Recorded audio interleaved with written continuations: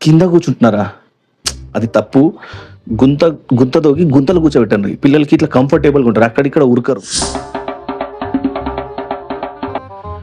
Sir welcome sir. ఈ fans ఇవి స్లోగా నడుస్తున్నాయి. సార్ సారీ సార్, మేము రిపేర్ చేపిస్తాం సార్. రిపేర్ చేపిస్తారా? ఏందయ్యా తీపిచ్చి పడేసేయండి. తీపిచ్చా సార్? ఏంటి అర్థం కాలే. తీపిచ్చి పడేసేయండి. పిల్లలకు న్యాచురల్ గాలి అలవాటు చేయండి. మన పిల్లలు ఇట్లా, మీరు పిల్లల్ని ఇట్లా చూడకండి, న్యాచురల్ గాలి అలవాటు చేయండి. ఇంకేంటి ఆ ట్యూబ్లైట్ ఏంటి? సార్ లైట్స్ ప్రాపర్గా రావట్లేదు సార్. ఎక్సలెంట్. మన గవర్నమెంట్ కరెంట్ సేవ్ అవుతుంది and it is also eco friendly, good for students. ఇంకా చెప్పండి సార్. ఈ గోడలు కొంచెం బాగాలేవు సార్, ఈ పెయింట్ వేయలేదు సార్, కొంచెం కూలిపోయేలా ఉన్నాయి. కూలగొట్టండి. కొత్తది కట్టేయాలా సార్? మొత్తం కూలగొట్టండి. న్యాచురల్ మొత్తం బయట కూర్చోబెట్టండి పిల్లల్ని. ఇట్లా ఇవన్నీ ఇప్పుడు పాతకాలంలో మా తాతల వాళ్ళు ఎట్లా ఉండేవాళ్ళు, గురుకులని ఎట్లా, మనం బయటనే కూర్చొని చదువుకునే వాళ్ళం కదా. ఇవన్నీ అవసరమా? Education is important you know. Sir మన స్కూల్లో టీచర్స్ కూడా అంటే ఓన్లీ 3-4 సబ్జెక్ట్స్కి ఉన్నారు sir. This is very serious issue you know. 3-4 సబ్జెక్ట్స్కి ఉన్నారా పిల్లలకి? సెల్ఫ్ లెర్నింగ్ అనేది ఒకటి ఉంటుంది పిల్లలకి. సెల్ఫ్ లెర్నింగ్ నేర్చుకోవాలి పిల్లలు. ఇట్లా అందరు ఒకరిపై డిపెండ్ అయితే ఎట్లా? Thank you sir. Sir computer ల్యాబ్స్లో కంప్యూటర్ కూడా పనిచేయట్లేదు సార్. ఎక్సలెంట్. మన టెక్నాలజీపై ఎక్కువ డిపెండ్ కావద్దు యూనో. ఈ మధ్య ఏఐ ఇవై చాట్ జీపీటీ అని ప్రైవేట్ స్కూల్ వాళ్ళు మొత్తం మొద్దు సన్యాసులు తయారైపోతున్నారు. So this is very good.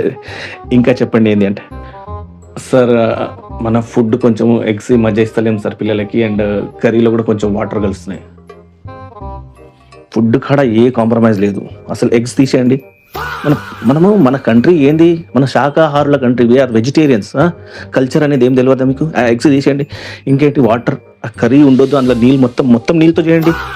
మన తాతలు ఎట్లా ఆ కాలంలో కరువులు ఎట్లా బతికినరు, ఏం నేర్చుకుంటారు? పిల్లలను మనం స్ట్రాంగ్ చేయాలి.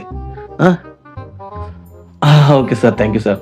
సార్ ఇంకా క్లాస్లో బెంచెస్ లేవు సార్, సో కిందనే కూర్చుంటున్నారు సార్. సో ఎట్లా సార్ బెంచ్ తెప్పాలి? కింద కూర్చుంటున్నారా? అది తప్పు. గుంత తోగి గుంతలు కూర్చోబెట్టండి. పిల్లలకి ఇట్లా కంఫర్టబుల్గా ఉంటారు, అక్కడిక్కడ ఉరకరు.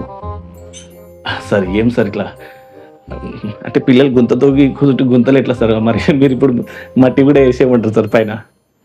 Excellent idea. మట్టి వేసారు పైన నుంచి. అది కూడా ఒక healing, that is a kind of healing you know. Sir bathrooms కూడా బాగాలేవు సార్.